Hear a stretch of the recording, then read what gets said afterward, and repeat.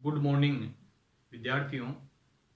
अपन ने एस्किमो जनजाति और बुशमैन जनजाति के बारे में अपन ने पढ़ा। आज तीसरी जो जनजाति है वो पढ़ने जा रहे हैं भील जनजाति के बारे में। कौन सी जनजाति के बारे में पढ़ने जा रहे हैं? भील जनजाति के बारे में पढ़ने जा रहे हैं। इससे पहले अपन भारत की जो जनजातियां हैं उनके बारे में थोड़ी बहुत बात करें कि भारत की ये जो भील जनजाति है ये तीसरी महत्वपूर्ण जनजाति है। इससे पहले संथाल और गोंड जनजाति है, अर्थात संथाल और गोंड जनजाति के बाद में भील जनजाति का तीसरा स्थान है, अर्थात तीसरी सबसे बड़ी जो जनजाति है वो भील जनजाति है। देखो भील जनजाति के बारे में, भील जो शब्द है ये द्राविडियन भाषा के बिल्लू से बनी है। कौन सी भाषा के? द्राविडियन भाषा के बिल्लू शब्द से बनी है, जिसका अर्थ होता है तीरंदाज, तीर चलाने में निपुण।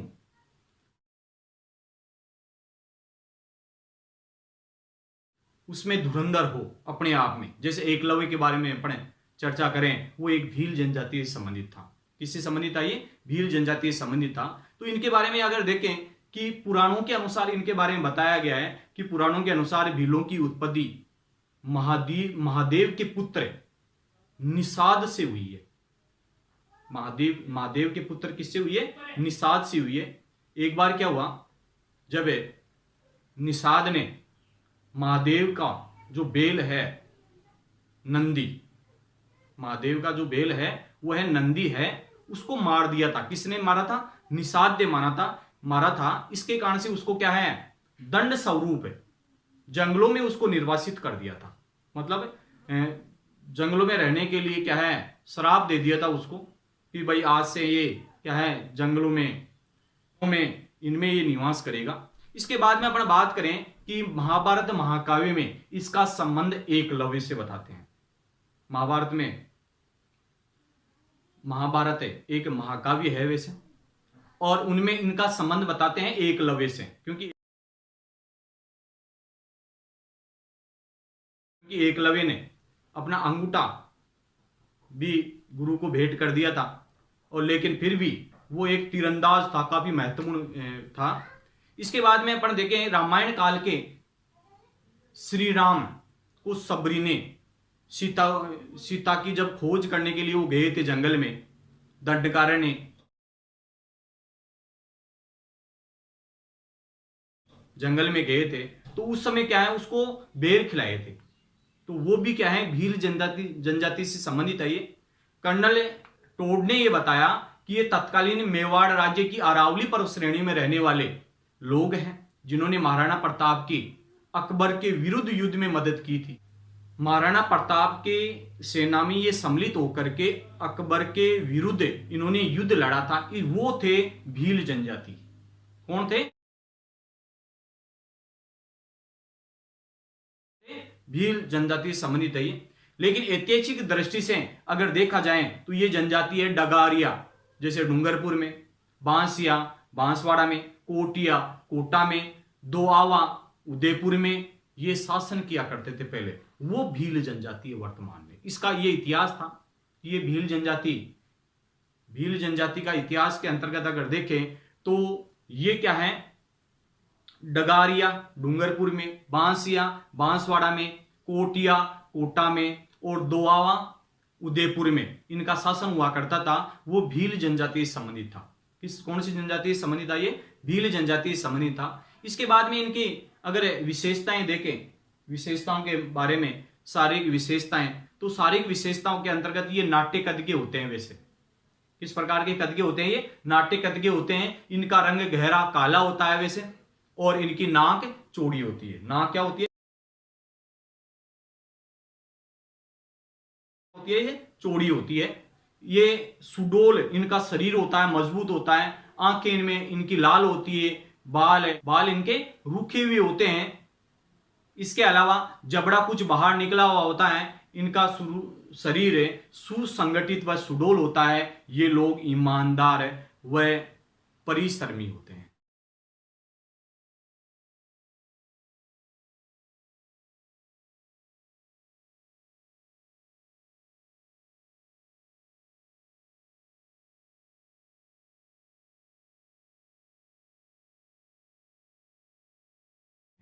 देखो इनमें काफी महत्वपूर्ण चीज भी है ये कि ईमानदार होते हैं, चोरी चकारी नहीं करते हैं ये, और परिश्रमी होते हैं काफी, क्योंकि चोरी करने वाले को क्या है ये धार्मिक पाप मानते हैं, और ये आजादी प्रेमी होते हैं, आजाद रहने के आदी होते हैं, मतलब आजादी प्रेमी के रूप में ये जाने जाते हैं। इसके अलावा इनका अगर है कोई निवास क्षेत्र देखे तो ये घने जंगलों में, पर्वतीय क्षेत्रों में निवास करने वाली जनजाति है। ये मुख्य रूप से अरावली है, विंध्याचल है, सतपुड़ा पर्वत श्रेणियां है, उस क्षेत्र में निवास करने वाली जनजाति। कौन कौन से क्षेत्रों में? अरावली है, विंध्याचल है और सतपुड़ा पर्वत श्रेणियां हैं। इस क्षेत्रों में निवास करने वाली जनजाति है। ये अपने देश में 4 राज्यों में निवास करती है। कितने राज्यों में निवास करती है? 4 राज्यों में निवास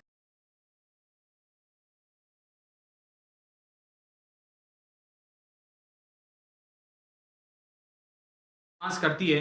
ये राजस्थान है, मध्य प्रदेश है, गुजरात है और महाराष्ट्र है। इन राज्यों में निवास करती है। इनमें राजस्थान में मुख्य रूप से ये बांसवाड़ा है, डूंगरपुर है, उदयपुर है और चित्तौड़गढ़ है। इन्हें जिलों में निवास करती है। इसके बाद में मध्य प्रदेश का जो क्षेत्र है, तो मध्य प्रदेश में ये धार है, रतलाम है, रतलाम है और झाबुआ जिला है।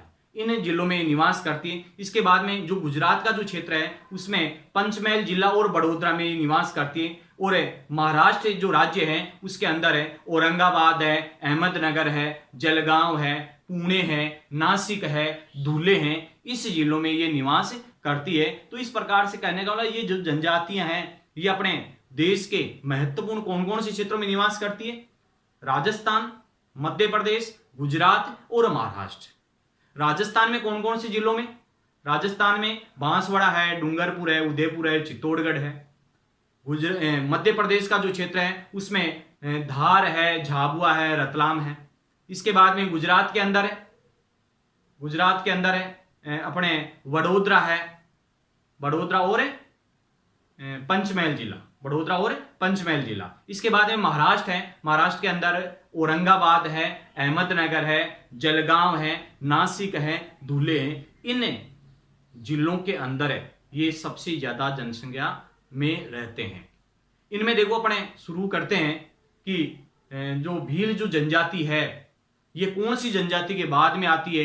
इनकी शारीरिक संरचना हो गई, इसके बाद में इनका निवास क्षेत्र। देखो इनमें शुरुआत में अपन ने क्या किया, मतलब है ये जो क्षेत्र है, जैसे ये संथाल व गोंड जनजातियों के बाद में भील भारत का तीसरा सबसे बड़ा जनजाति समूह है।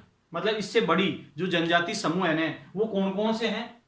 संथाल पहले नंबर का तो, और दूसरे नंबर पर आता है गोंड, और तीसरे नंबर पर आता है अपने भील जनजाति अपने देश में, पूरे देश में। इसके बाद में जो भील शब्द है उसकी उत्पत्ति द्राविड़ियन भाषा के बिल्लू से हुई है। द्राविड़ियन भाषा के बिल्लू से हुई है, जिसका अर्थ होता है तीरंदाज। जिसका अर्थ क्या होता है? तीरंदाज होता है। इसके बाद में पुराणों के अनुसार यह बताया गया है कि भीलों की उत्पत्ति महादेव के पुत्र निषाद से हुई है।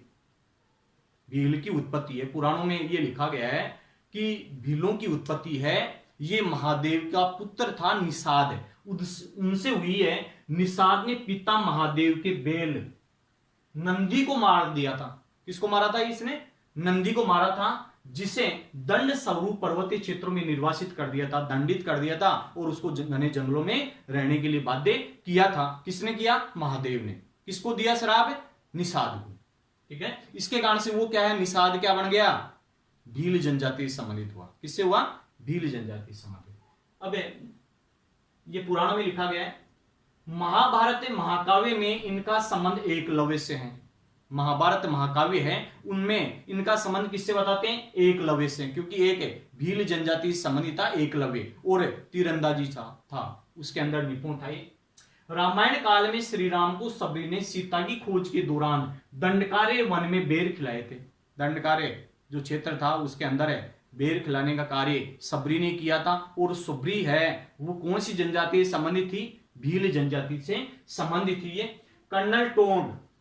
कर्नल जेम्स टोड के अनुसार तात्कालीन मेवाड़ राज्य की अरावली पर्वत श्रेणी में रहने वाले जो लोग हैं उन्होंने महाराणा प्रताप की अकबर के विरुद्ध युद्ध में मदद की थी।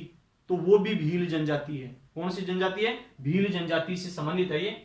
ऐतिहासिक दृष्टि से इस जनजाति ने डगारिया डूंगरपुर, बांसिया बांसवाड़ा, कोटिया कोटा और देआवा उदयपुर पर शासन किया था। डगारिया डूंगरपुर में, बांसिया बांसवाड़ा में, कोटिया कोटा में और दोआवा उदयपुर में शासन किया था।